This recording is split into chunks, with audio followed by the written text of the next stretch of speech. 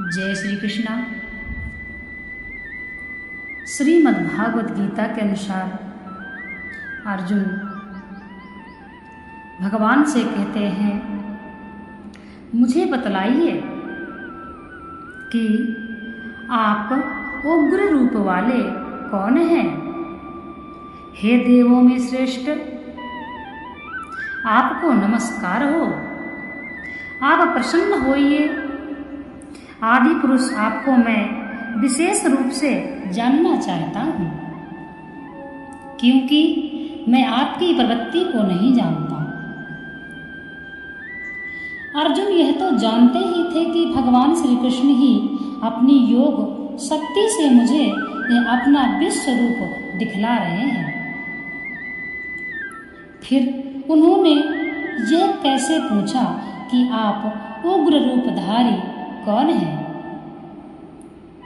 अर्जुन इतना तो जानते थे कि यह उग्र रूप श्री कृष्ण का ही है, परंतु इस भयंकर रूप को देखकर उनके मन में यह जानने की इच्छा हो गई कि ये श्री कृष्ण वस्तुतः यह कौन जो इस प्रकार का भयंकर रूप धारण कर सकते हैं। इसलिए उन्होंने यह भी कहा कि आप आदि पुरुष को मैं विशेष रूप से जानना चाहता हूँ। देववर संबोधन देकर भगवान को नमस्कार करने का और प्रसन्न होने के लिए कहने का क्या अभिप्राय है? जो देवताओं में श्रेष्ठ हो उसे देववर कहते हैं। अतः भगवान को देववर नाम से संबोधित करके अर्जुन उनके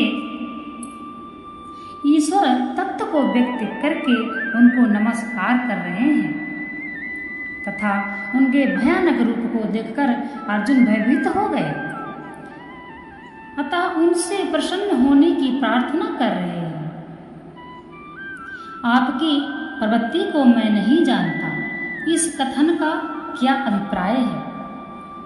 इससे अर्जुन ने यह भाव दिखलाया कि यह इतना भयंकर रूप जिसमें कौरव पक्ष के और हमारे प्रायः सभी योद्धा प्रत्यक्ष नष्ट होते दिखलाई दे रहे हैं, आप मुझे किस लिए दिखला रहे हैं? तब अब निकट भविष्य में आप क्या करना चाहते हैं? इस रहस्य को मैं नहीं जानता, अतएव अब आप कृपा करके इसी रहस्य को खोलकर बतलाइए। इस प्रकार अर्जुन के पूछने पर भगवान अपने उग्र रूप धारण करने का कारण बतलाते हुए कहते हैं, श्री भगवान बोले, मैं लोगों का नाश करने वाला बढ़ा हुआ महाकाल हूँ। इस समय इन लोगों को नष्ट करने के लिए प्रवृत्त हुआ हूँ। इसलिए जो प्रतिपक्षियों की सेना में स्थित योद्धा लोग हैं वह सब तेरे बिना भी नहीं रहेंगे, अर्थात तेरे युद्ध न करने पर इन सब का नाश हो जाएगा। मैं लोगों का नाश करने वाला बढ़ा हुआ काल हूँ। इसका मतलब क्या है? भगवान कहते हैं, जिसमें अर्जुन ने यह जानना चाहा था कि आप कौन हैं, भगवान के कथन का अभिप्राय यह है कि संपूर्ण जगत का सृजन, पालन और संहार करने वाला साक्षात परमेश्वर हूँ। अतएव इस समय मुझको तुम इन सब का संहार करने वाला साक्षात काल समझो। इस समय मैं इन लोगों को नष्ट करने के लिए प्रवृत्त हुआ हूँ। इस कथन का क्या अभिप्राय है? इस कथन से भगवान ने अर्जुन के उस प्रश्न का उत्तर दिया जिसमें अर्जुन ने यह कहा था कि मैं आपकी प्रवृत्ति को नहीं जानता। भगवान के कथन का अभिप्राय यह है कि इस समय मेरी सारी चेष्टाएं इन सब लोगों का नाश करने के लिए हो रही है। यही बात समझाने के लिए मैंने इस विराट रूप के अंदर तुझको सबके नाश का भयंकर दृश्य दिखलाया है। जो प्रतिपक्षियों की सेना में उपस्थित योद्धा लोग हैं वे तेरे बिना भी नहीं रहेंगे। इस कथन का क्या अभिप्राय है? इस कथन से भगवान ने यह दिखलाया कि गुरु ताऊ, चाचे, मामे और भाई आदि आत्मीय स्वजनों को युद्ध के लिए तैयार देखकर तुम्हारे मन में जो कायरता का भाव आ गया है और उसके कारण तुम जो युद्ध से हटना चाहते हो, यह उचित नहीं है, क्योंकि यदि तुम युद्ध करके इनको भी न मारोगे तब भी ये बचेंगे नहीं। इनका तो मरण ही निश्चित है। जब मैं स्वयं इनका नाश करने के लिए प्रवृत्त हूँ, तब ऐसा कोई भी उपाय नहीं है जिससे इनकी रक्षा हो सके। इसलिए तुमको युद्ध से हटना नहीं चाहिए। तुम्हारे लिए तो मेरी आज्ञा के अनुसार युद्ध में प्रवृत्त होना ही हितकर है। अर्जुन ने तो भागवत के विराट रूप में अपने और शत्रु पक्ष के सभी योद्धाओं को मरते हुए देखा था। फिर भी भगवान ने यहाँ केवल कौरव पक्ष के योद्धाओं की बात कैसे कही? अपने पक्ष के योद्धा गणों का अर्जुन के द्वारा मारा जाना संभव नहीं।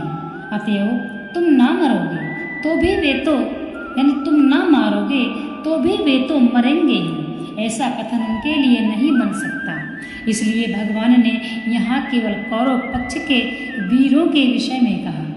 इसके सिवा अर्जुन को उत्साहित करने के लिए भी भगवान के द्वारा ऐसा कहा जाना युक्ति संगत है।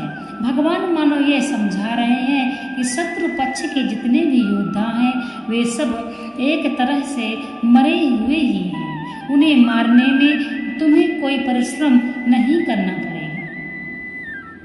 इसी प्रकार अर्जुन के प्रश्न का उत्तर देकर भगवान